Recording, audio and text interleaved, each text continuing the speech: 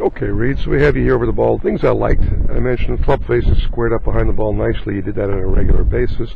Club and ball is pretty much center of your stance for a 7-iron perfect. Feet are the width of your own shoulders. Shaft angles at a good downward neutral angle. We wanted to have you work on a little more. It was just always making sure to remind yourself to tilt from your hips forward so you establish a better spine angle and you get yourself on the balls of your feet on a regular basis. When you do that, you'll be able to have your head up a little more, your chin out, so you got a little more space to make a bigger shoulder turn and not be crowded and blocked. Typically, you would end up stepping a little back from the ball because you can get real close to the ball if you just sit down and squat, right? That's what you're doing earlier. So a little more space. Try to do that regularly with all the clubs and allow the shafts and length of each club to determine ball distance, right? So when you're in a good position, then you can just focus on making a wider turn. We're going to watch you go back in this particular swing.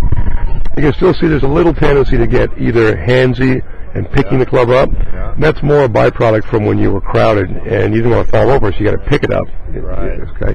So you pick it up with your hands a little early at the club, that is. Then it extends back. As you continue back, your arms rise up and you get a little flat. See that? On the screen. So that's kind of that little hitch and out. Your swing actually got a little more on plane, more vertical by having more space and better balance, right? Last couple.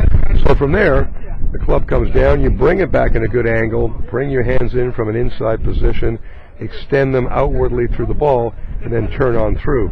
But with that position of being kind of out and flat, you're going to have to rely on some timing, more timing than you would like to.